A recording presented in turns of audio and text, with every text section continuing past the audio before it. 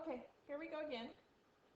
I hope that you are able to watch this before we do the homework on this, but here we go. That's the intention of this whole thing, is that you watch this at home before you come to class. So here's your question of the day. It will be available for you online, and it says, question of the day, go to this website. You're going to read the article. Yes, I put article. And tell me one thing that you found that was new to you, and one thing that you found interesting to you. They probably should be two separate things. Okay? So please look that up for me and let me know what you find on your question of the day. So I know it's not technically a question, but please, that's what I need you to do. And the link will be on in Canvas for you, so once you open it, you just click on the link. It'll take you to where you need to read at. Okay? Awesome. So we're going to solve the inequalities, and I want you to graph the answer. That's all. We're going to solve. So just like with an equation, we're going to get the variable by itself. Okay? So the first thing I need to do is get the p by itself. I'm going to just add p to both sides. Is that okay? Sure. So p is less than or equal to 3. So now we're done. I just need to draw a graph here. And it doesn't have to be a long number line. And it does not have to have 0 on it. It actually technically really only needs 3 numbers. It needs to have the answer and a number on either side of it. You could go by 2s, 5s, 10s, I don't care. You could go by 3s. So I usually go by 1. So 2 and 4. So my answer is less than or equal to. Now, with inequalities, you have to remember I have 2 different types of dots on here. I have open and I have closed. How do I know which one is which, right? So if it's open, it's less than or greater than. If it's closed, it's less than or equal to or greater than and equal to. So in this case, it's less than or equal to, so I'm going to have a closed point at 3, and it's going to be less than 3. So any number less than 3. 4 is not less than 3, so I'm not going to draw an arrow that way. I'm going to draw an arrow less than 3, any number less than 3. Which mostly, if you have a positive numbers, it's pretty easy. It's when we get to the negative numbers that we start having more difficulties graphing these. Okay? So we're going to go to the next one. This is, I'm going to rewrite this just a little bit so it looks a little nicer. -7 is greater than n divided by 6. Is that what that says? So I have a fraction. It's a divide problem. And divide means divide. And the opposite of divide is multiply. So I'm going to multiply by my denominator. So if I multiply one side by my denominator, I have to multiply the other side by my denominator. So I get n is less than 6 times -7 is -42. Okay? So I'm going to do the same thing. Draw a number line. 3 numbers. My middle number is going to be -42. This number is going to be -43, not 41. Going towards 0 is this way. -41. You need to make sure that you know where your number lines run, right? Going this way gets bigger negative, and this way is small. This way is bigger negative, and this way is smaller negative. Okay? It's just the opposite of positives. All right. So is that going to be open or closed? Well, since it's -42 is greater than n, it's going to be an open sign. And I want any number n here. I want any number n. If I read this backwards here, n is less than,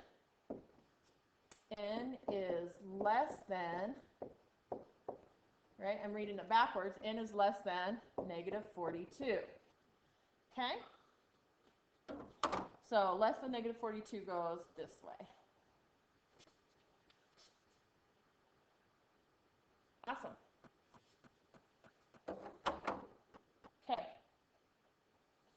So the next thing we're going to do is just solve again. This time we have two little more complicated equations, but we're doing exactly the same thing. So I have negative 2v minus 6v is negative 8v is less than or equal to negative 16. Okay, divide by negative 8, divide by negative 8. V is, I divided by a negative number, so my inequality sign switches. 2. Okay? So I have 2, I have 1, and I have 3. It's closed. And B has to be greater than 2, so it's going to go this way. Okay, we're doing good.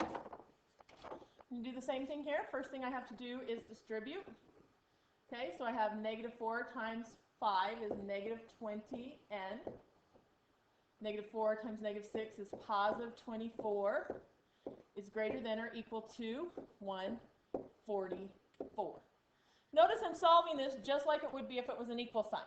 Okay, I'm not doing anything different. I'm doing exactly the same thing, except on this one where I divided by the negative number. That's the only thing that I did that was different. And if you answered your question of the day yesterday correctly, you should have that answer down. Okay? 144 minus 24 should be 120. Divide by negative 20. Divided by a negative number, so I'm going to flip my sign. N is going to be less than or equal to 6. Awesome. Negative 6. Woo! See, I made that mistake. Positive divided by negative is a negative. Negative 6. Negative 7. Negative 5. So solid on negative 6. And then n is less than negative 6. So less than negative 6 is negative 7. And there we go. Awesome. Okay. So again, just like yesterday, we're solving equations, only this time, and we're doing everything the same. We need to solve it, we need to justify it numerically, we need to graph it. Only this time it's not in slope-intercept form, so we need to do something and manipulate the equation first. So if I have equation 1, I'm going to take equation 1, say x minus 4y equals negative 8. I want to get y by itself. Okay? We kind of did this the other day in class, where we solved for x instead of y. This time I want to solve for y. I want to get y by itself, so I'm going to subtract x from both sides. And I get negative 4y equals negative x minus 8. Divide by negative 4, because I need y to be by itself. And I'm going to divide up every spot. So y is going to equal negative divided by negative is a positive 1/4 x, because there's a 1 with that x. And negative 8 divided by negative 4 is positive 2. Now I can find my slope, which is 1/4, and my y-intercept, which is 2, and I'm going to graph them. So 1, 2, up 1 over 4, 1, 1, 2, 3, 4, 1, 1, 2, 3, 4, 4, 4. Okay, so line. Remember I said to be careful when you graph these. Awesome.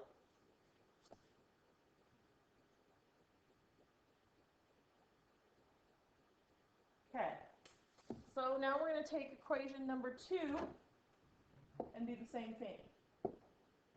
Okay, x minus y equals 1. Subtract x from both sides, and I get negative y equals negative x plus 1. Divide by negative 1. So y is going to equal x minus 1. So my slope is 1. There's a 1 with that x. And my y-intercept is negative 1. So negative 1, up 1 over 1, up 1 over 1, up 1 over 1, all the way up. Line.